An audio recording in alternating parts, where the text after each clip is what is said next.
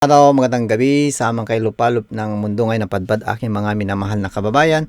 So ngayon ay meron naman tayong bagong bidyong bibigyan ng konting komentaryo o konting reaction dito sa follow-up na interview o follow-up na live ni Attorney Rodriguez, Attorney Vic Rodriguez na tumatakbong senador ngayong 2025. Okay? So ito ay isa sa sinusuportahan ni ng ating mahal na presidente, dating mahal na presidente Duterte, na isasama natin siya sa lineup ng mga PDP laban ng mga kandidato. Isasama natin siya at si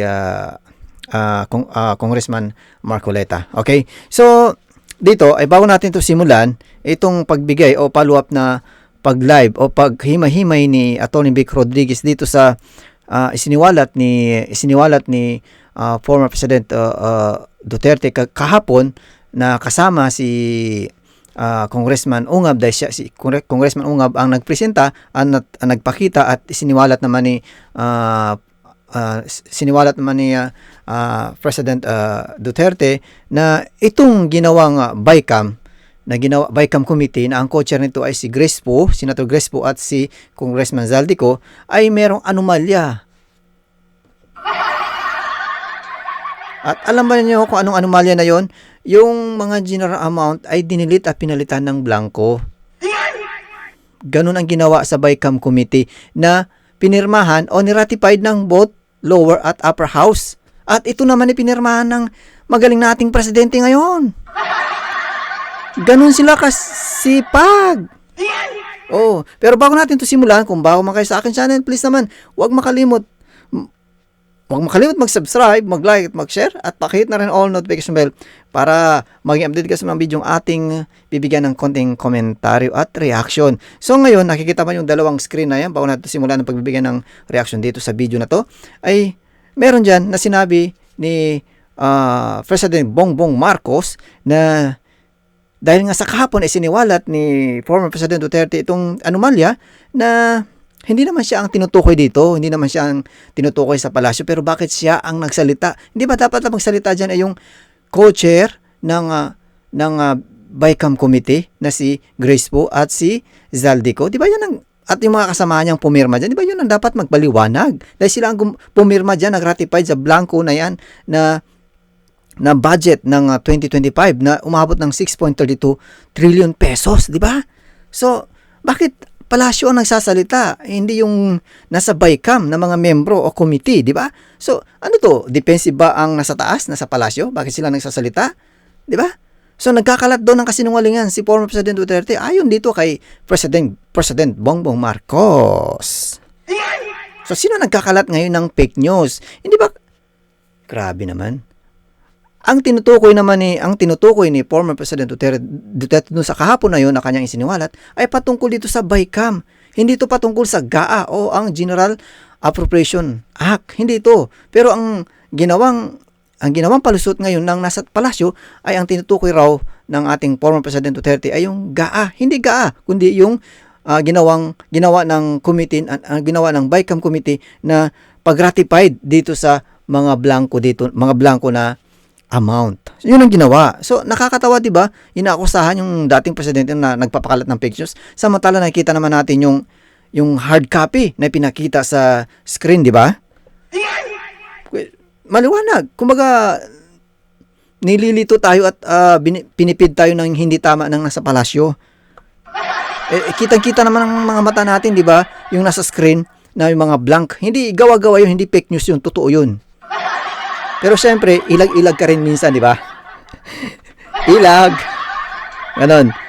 Okay, so yung nasa screen naman na pangalawa ay ang kapatid ng ating presidente na si Senator Amy Marcos. Alam natin, nung December 18 pa yan, na nagkaroon sila ng committee, na sinabi niya rin na hindi siya pumirma dahil may mga kulang na hindi tama sa mga legit na mga proyekto ay binawasan at yun ay dinagdag sa AKAP na hindi naman yun. Kumbaga, sa AKAP ay tinutulan niya ni Amy Marcos pero wala siyang magawa, di ba? Wala siyang magawa. So, ganun na lang yun. Pero itong si Amy Marcos, dapat kinausap niya yung kapatid niya kung yun ay nagkakausap sila na dapat sana ay tinulungan tong si Bongbong Marcos na sabi niya, tol, sana bago mo to pinirmahan, bago mo to pipirmahan, ay i-check mo muna. Huwag kang matulog, ma-overtime ka. Mag-overtime ka. Pwede ka rin naman gumamit ng pampalakas, sabi ni Chief PNP. Pwede ka naman gumamit ng droga, hindi ka naman may consider na drug addict pag gumamit ka para lang ma-extend yung oras mo sa trabaho, di ba? Hindi tayo may sabi niya na, kundi yung Chief PNP, di ba? Ikaw, Chief PNP, masabi niya, hindi kami, ha? Galing sa bibig mo yan. Yung mga, minsan gumagamit ng mga droga, ay hindi talaga sila addict, kundi para lang ma-extend yung oras nila sa kanilang mga trabaho. So, ganun, dapat sinabi ni Senator Amy Marcos sa kanyang kapatid na presidente na, utol, mag-hi-hi ka muna dyan para hindi ka makatulog, i-review mo lahat yan para wala tayong sabit dyan. Bago mo pirmahan yung mga blanco na yan na aking nakita na hindi maganda kaya hindi ako pumirma. Di ba dapat ganun? Okay? So, ngayon, sisimulan natin ang panonood dito at pakikinig dito sa kung paano hinimay-himay ni incoming Senator Tony Vic Rodriguez dito sa isiniwalat kahapon sa isiniwalat ni former President Duterte. So, sisimulan natin ang panonood dito. Magsaliksik po yung ibang nating kababayan. Malinaw po dyan. Pagka-enroll bill, ibig sabihin, tapos na po yun eh. Ito na yung final form. Ito na po yung naging basihan ng GAB, yung General Appropriations Bill. May blanco pero nakapagpagawa sila, nakahulma sila ng General Appropriations Bill. At yung General Appropriations Bill na yan, ang kakapal na muka, sinampa sa tanggapan ng Pangulo. Ang problema, kahit may nangangalampag na ang sambayan ng Pilipino na unconstitutional budget siyang pipirmahan mo, pinirmahan pa rin. Paano kasi? Hindi naman talaga sila nakikinig sa anumang dinadaing o hinanaing ng sambayan ng Pilipino. Kung ano yung kanilang kagustuhan, yun ang kanilang ginagawa. Hindi sila nakikinig, kaya ganito nangyari eh. Yan ang problema dito sa ating gobyerno ngayon sa ilalim ng Marcos administration. Kay MacTreb, ang Malacanang kasi ang naglalagay ng mga halaga sa mga blanco. MacTreb, pupunta tayo dyan. Ito na nga po yung ating pag-uusapan, yung blanco. Yung blanco. Ang dami pong blanco. Yan. Ulitin ko, hindi pwedeng blanco po kasi ito mga kababayan. Sapagkat sinabi na nga ng saligang batas, tanging ang House of Representatives o yung mababang kapulungan lamang ang may karapatang magpasa at magmula ang lahat ng appropriations bill. Huwag na po natin pag-usapan muna yung tariff, yung revenue, hindi po yung mahalaga yun. Ang pinag-uusapan po natin yung budget, yung appropriations bill. So, sino? Yun. Sino? Ang naglagay ng mga halaga rito, kung ito'y iniwan na blanco at ito po ang final na report ng BICAM, ayan po, pirmado nila eh. Pumipirma po ng blankong cheque ang mga ito. Delikado tayo rito. Kay Kikay, ayan po, panay blanco. Huwag ko kayo masyadong maniniwala doon sa napapakinggan nyo. Ayan po, pinakikita ko sa iyo, blanco. Yan po, blanco. Yan, maliwanag yan. Sino ang nagpuno ng blankong ito? Again, kahit sino pa yan, ang tinatawag po natin doon sa Bicameral Conference Committee yung third house o yung third chamber. Merong lower chamber, may upper chamber. Nakialam po itong Bicameral Conference Committee, kaya tinatawag siyang third chamber. Unconstitutional po yan. Kay Laila Pag, sino po yung tinutukoy niyo na fourth chamber? Darating tayo dyan, Laila Pag. Kung isipin mo lang, paano kaya nakapirma yung ating presidente sa isang napakalaking budget ng 2025 na umabot ng 6.32 trillion pesos na hindi niya muna hinimay-himay yung lahat ng pages by pages na kung hindi ba niya napansin yung mga blank na amount na yun, di ba? O baka naman ito, tanong lang, di ba? O baka naman inimekos-mekos na lang, di ba? Dahil hindi natin alam. Tanong lang naman eh. Meron pong fourth chamber. Sino yon? Hindi rin po natin lahat alam. Sapagkat yun ang dapat nating singilin. Sino ang nagpuno ng mga blankong ito? Yun, sino? Tapos na po eh. Pirmado na. Sarado na. Yung committee report, tapos na po. Hindi pa pwedeng itanggi ito, pirmado eh. Yo. At ito pong kopyang ito ay hindi lamang si Congressman Sid O nga bang may kopya. Ito po ay pinadalhan ang lahat ng mambabatas at pinadalhan ang lahat ng senador. So, ano yan? Hindi may tanggi. Hindi may tanggi ng BICAM committee. Dahil yan ay hard copy. Hard copy yan at public document at open sa publiko. Via email. So public document po ito. Bakit po kinakailangan exclusively mag-originate ang appropriations bill sa House of Representatives? Sapagkat po mas marami sila. Ang assumption po ng ating saligang batas, ang assumption po ng batas, since mas representative kayo ng tunay na sentimiento ng mamamayang Pilipino, dapat diyan nagmumula yung appropriations bill. Dahil mas nararamdaman ho nila eh. Alam nila yung mga pangunahing pangangailangan ng sambayan ng Pilipino. Kaya po sa kanila nagmumula. However, yung Senado maaring mag-approve o kaya makipag-usap sa kanila, mag-disapprove o kaya mag-reconcile po sila. Yun lang po ang purpose ng Bicameral Conference Committee. Subalit, blanco. Comes now the most difficult question. Sino ang nag-fill up ng mga blankong ito? So, yan ang malaking katanungan, aking mga minamahal na kababayan, na dapat kayo ay magtatanong din. Okay? Magsalita rin kayo, magtatanong kayo. Hindi pwedeng uupo-upo tayo, manonood tayo sa mga nangyari sa ating bansang Pilipinas. Dahil lahat tayo dyan apektado. Mapa-pro Marcos ka man, mapa-opposition ka man, o ano ka man dyan, ay hindi pwedeng uupo-upo ka lahat manonood. Dahil nakikita natin itong garapalang ginagawa sa ating mga taxes. Pwedeng may consider to na pinaka budol o pinaka magnanakaw na gobyerno sa ating bansang Pilipinas. Di ba? Hindi po maaari yung chief of staff ng mga kongresista at mambabatas. Lalong hindi po pwede yung kung meron man silang itinatag na technical working group. At lalong hindi pwede kung executive department ang nag-fill up nito. Yun. Bawal ho yan. Sapagkat malinaw sa ating saligang batas, all appropriations bill shall originate exclusively in the House of Representatives. Yun, maliwanag. Ang basihan po niyan ay Article 6, Section 24 of our Constitution. And I challenge anybody, bisitahin po ninyo yung ating saligang batas nang mahimasmasan po kayo at matauhan po kayo na sadyang illegal itong 2025 budget na pinirmahan ni Bongbong Marcos. Ito na po, yung ikatlong unconstitutionality. Sino ang pumirma o sino ang naglagay ng mga halaga sa mga blankong ito? Hindi ho kasi pwede, malinaw po rito eh. Sa omnibus motion, meron po nakalagay dito sa kanilang, ito po lahat galing sa kanilang report.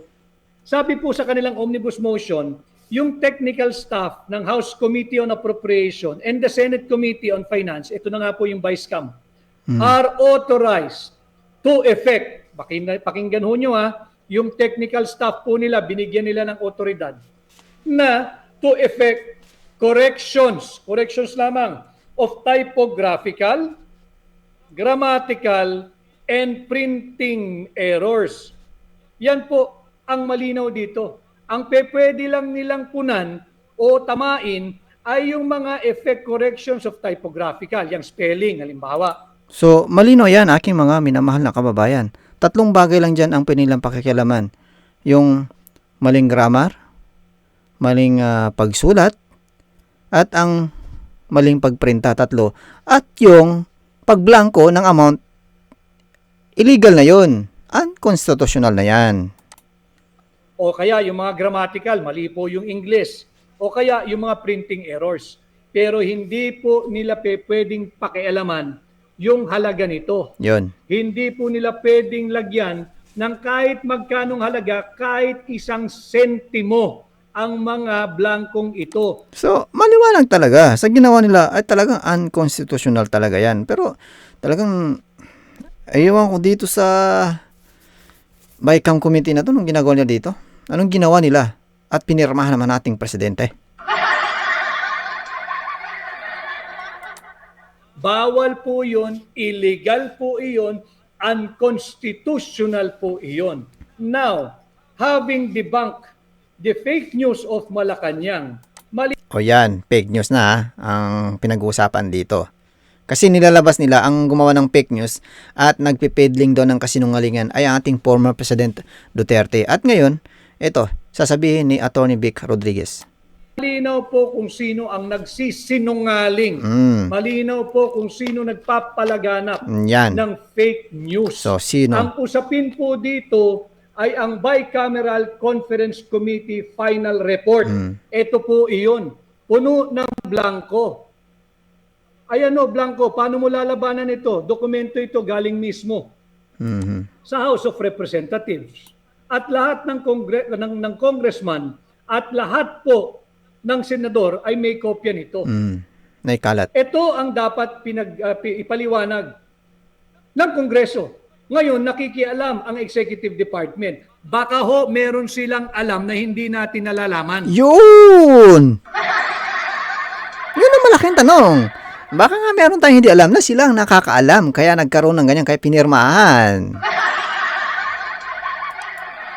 Baka po meron silang kinalaman sa pagbubuo ng mga halagang ito. Bakit po importante? Kasi tingnan ninyo, blanco. Pag blanco, paano ka nakabuo ng budget na ang halaga ay 6.32 trillion pesos? Questionable. Saan galing yung 6.32 trillion pesos? Ulitin ko, kahit po yung mga mag-aaral sa elementarya, yung basic math, 1 plus 1, 2. 2 plus 2, 4. Pero kahit po kayong napakatatalino nyo ng lahat na nakasubaybay po sa akin, sagutin po nyo ito, 3 plus blank, magkakanong lalabas ang halaga? Malabo yan, malabo yung attorney, malabo. Hindi, pag ganyan blanco, hindi mo malalaman, hindi mo mapigure yung amount. Hindi mo mapipigure yung amount pag ganyan. Kaya nga, imposible na nagkaroon ng 6.32 trillion pesos na budget ng 2025 sa BICAM Committee, samantala may mga blank na amount. Di ba? Ang hirap po sagutin, hindi ba? 3 plus blank, ang lalabas sa halaga ay magkano? Hindi po natin matiyak. Yun po ang nangyari dito sa 2025 budget. Itong mga blankong to, merong isang grupo Yun. na nagpuno ng mga halaga nito. Sino yun? At kung sino man kayo, Kung sino man kayo mga magnanakaw kayo, question mark, tanong. Kung sino man kayo, kayo ng pinakawalang hiyang politiko sa bansang Pilipinas sa panahon ngayon. Nakakabuisit kayo. wala kayong authority. Bawal yan. Whether yung nagpuno nito ay nagmumula din sa subcommittee, kung may subcommittee ang Vice-Cam, Ano? o dili kaya sa Executive Department, baka may nakatagong fourth chamber dyan Nako. na sila ang pupuno ng mga halagang ito. Kaya importanteng nalalaman ho ninyo ito bago po matuluyang ilihis ng gobyerno ang kanilang naratibo. Ang naratibo po, blanco yung Bicameral Conference Committee report. Importante po ito at sabi ko nga ho kanina, lahat po dapat ay recorded. May record po, ito na nga po yung record, pinapakita ko sa inyo.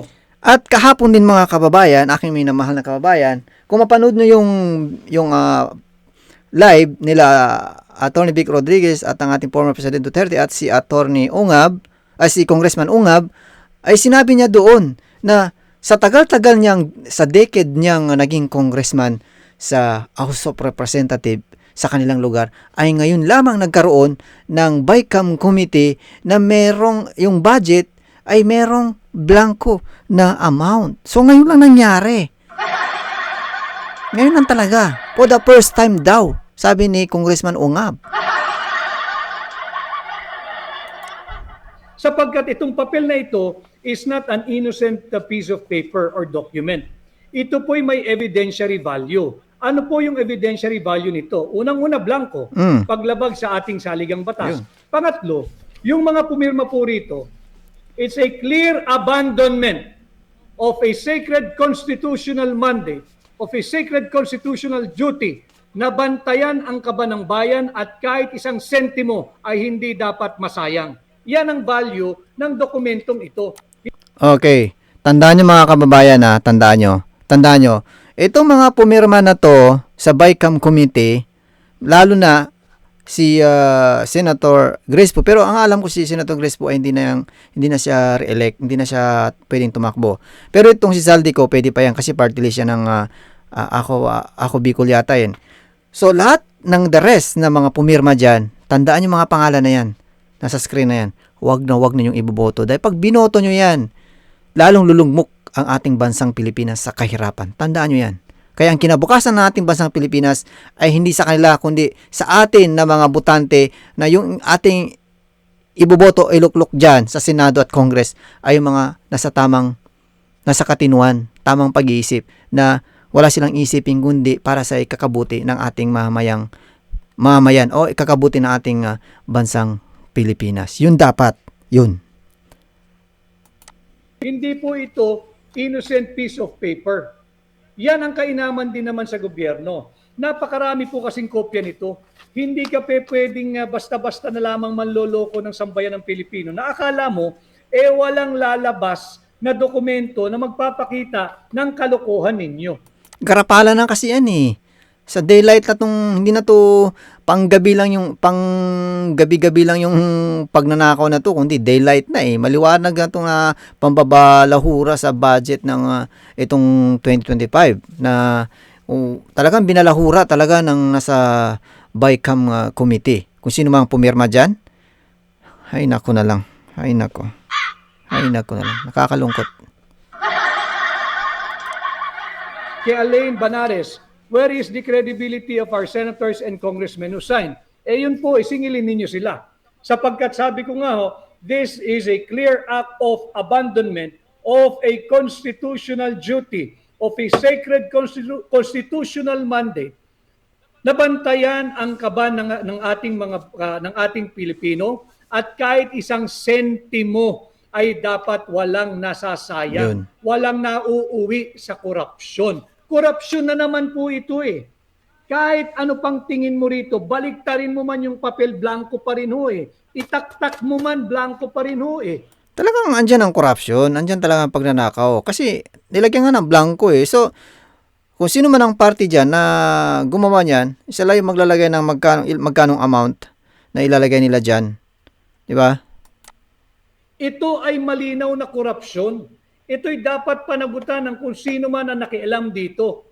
Kung hindi ang BICAM, sino ang nagpuno ng mga halagang ito? Hindi po ito papiso-piso ha. Hindi po ito papiso-piso. Bilyon pisong halaga po ang pinag-uusapan dito. At kahit ito'y papiso-piso lang, hindi pa rin po ito uubra. Bawal po ito. Halimbawa, dagdag ko lamang bago ko basahin yung mga nagbibigay ng mensahe. Halimbawa po, merong ipinasang isang criminal law, bagong batas kriminal. So ito, pakikinggan natin tong halimbawa ni Atty. Vic Rodriguez dito sa kanyang ginawang sample dito sa ginawang ng BICAM committee na pag-blank ng amount. Kung yung comparative niya dito sa kaso na to. Pwede ba ang nakalagay doon na ang karampatang parusa ay imprisonment of 1 month to blanco? Oo. Ibig sabihin, bahala na yung judge kung hanggang kailan ka makukulong. Yun po ang kaparehas na sitwasyon ito. Yun.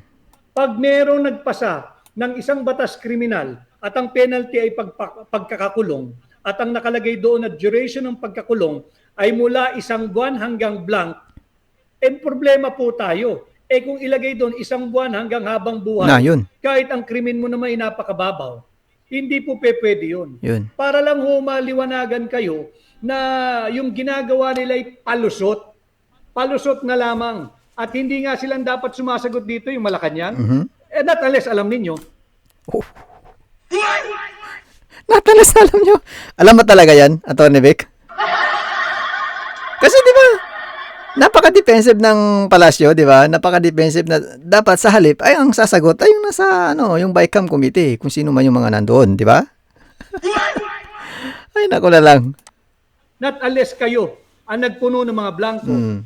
Dapat ang sumasagot dito ay yung mga mambabatas. Yung galing po sa hanay ng Kongreso at Senado. Yung galing po sa Vice-Cam. Yun. Sila dapat magpaliwanag. Bakit kayo nagpasa ng isang final committee report? Bakit ninyo pinirmahan? Bakit ninyo rinatify? Bakit ninyo inaprubahan? Blanco.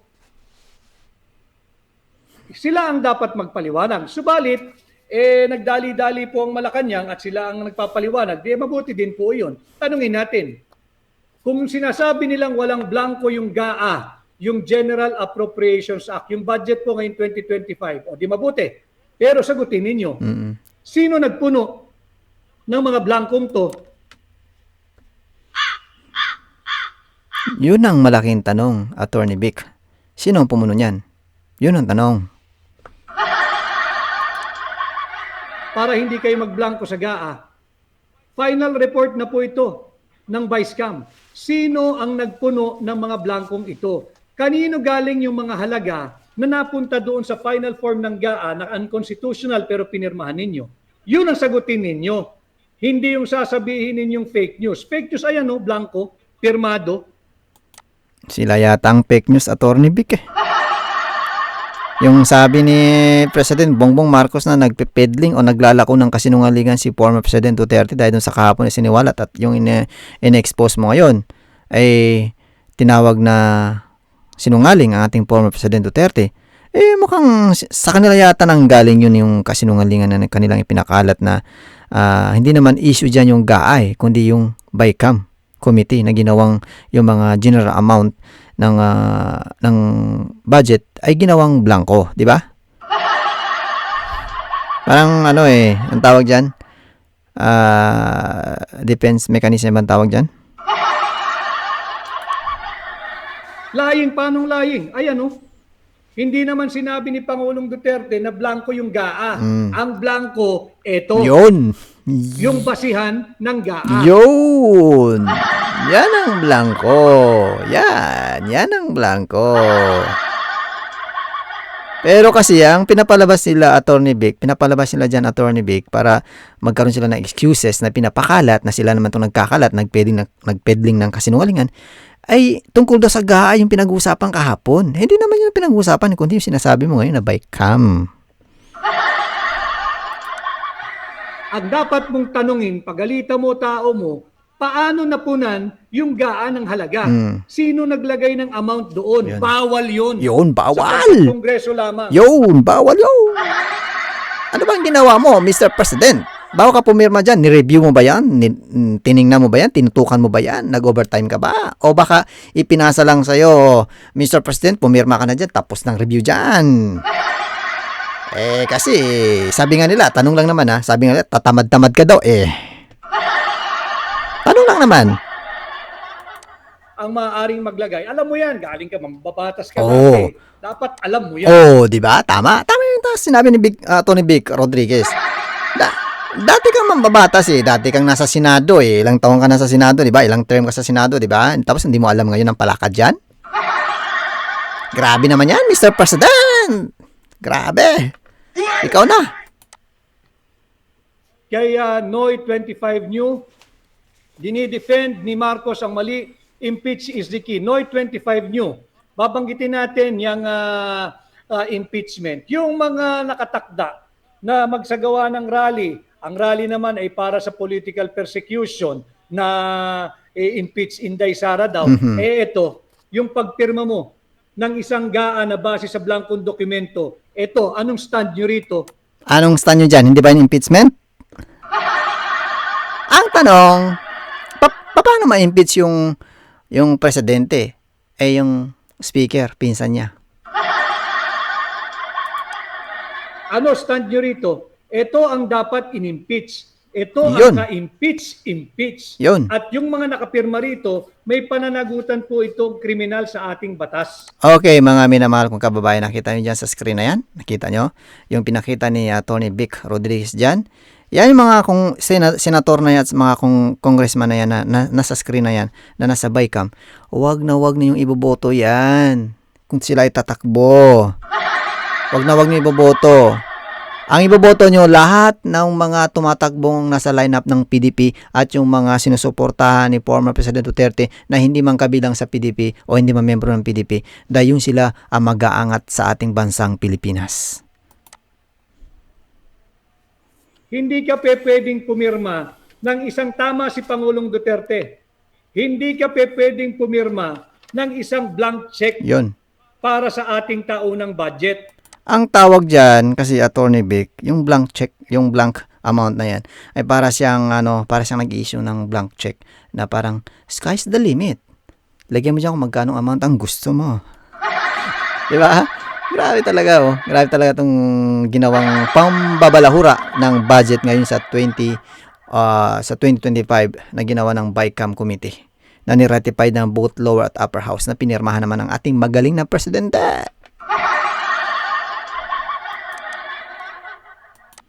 Tama rin si Inday Sara, si Vice President Inday Sara Duterte sa kanya naging pahayag. Hindi talaga marunong yung nasa Malacanang magpatakbo ng gobyerno. What? Tama nga naman si Vice President Sara Duterte. Hindi talaga marunong tong ating presidente ngayon magpatakbo ng kanyang pamumuno. Biruhin mo, wala siyang hindi mo maasahan yung kanyang mga salita eh. 'Di ba? Ang dami-daming problema ng ating bansa sa corruption, sa krimen, sa droga. Wala kang marinig na anumang magandang solusyon na gagawin niya. Andiyan pa rin yung mga importer na sila ay dahilan ng pagtaas ng mga presyo ng ating mga bilihin sa palengke.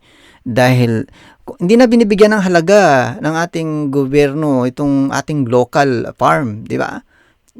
Kulang, hindi talaga sinusuportahan, mahina ang support eh. Mas binigyan nila ng pansin yung pag-import na lang. Kaya ang mga lumalaki, yung mayaman, lumalaking tiyan, ay yung mga humahawak ng import, yung mga sino man dyan, ng mga negosyante, malalaking negosyante.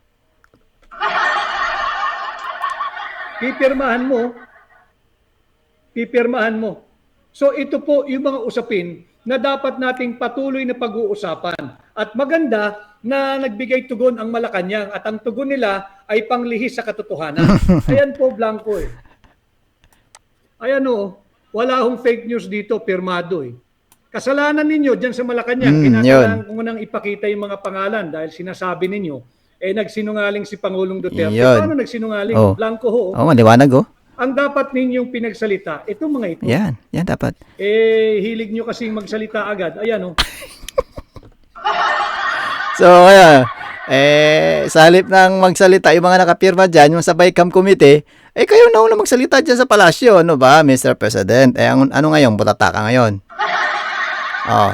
Hindi ka dapat dumipensa dyan yung mga pumirma dyan sa BICAM Committee ng budget para sa 2025. Di ba? Yung mga blank amount na yan, hindi ko dapat magsalita. Dapat sila kung paano nangyari. Yan ang dapat yung pagpaliwanagin.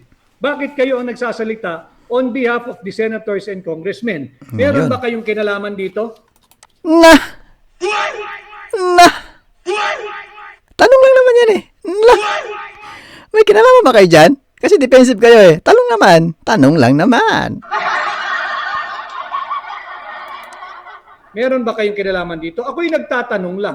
Dahil Tanong lang naman. kayo ng salita, kayo nagtatanggol, meron ba kayong kinalaman dito? What? Kayo ba ang nagpuno ng mga blanco? Kayo ba naglagay ng mga halaga? What? Tanong lang naman. Kayo ba nagsara ng mga figures? Sapagkat hindi ho pwedeng pumasa yung budget ng may blanco.